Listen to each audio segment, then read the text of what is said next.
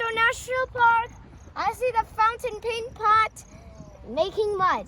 This fab of bubbling mud contains the perfect mix of ingredients to create mud pots: heat, gases, water, volcanic rock, minerals, acid, and even living microorganisms. You see, it looks like cooking. Heat-loving thermal piles consume some of the gases and help convert them into sulfuric acid. This acid breaks down rock to form clay that mixes with water in mud pots.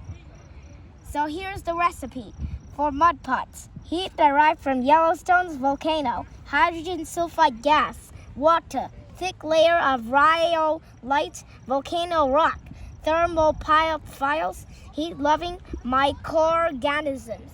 Let volcanic heat and gases ride through Earth's crust. Boil water deep underground and add the gases. Process mixture by forcing upward through cracks in the rhyolite. Simmer in large cooking pot, adding water from rain and... Hello!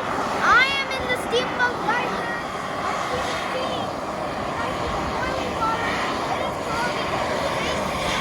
You see there's boiling water and steam. And here's some food.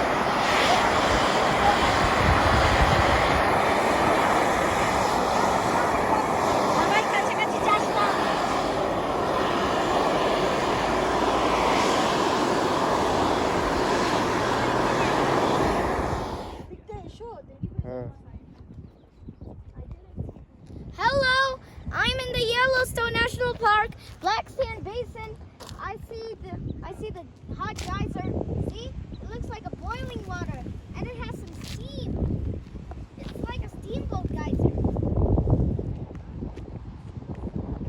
You see? Here's the food. Let's see the color of the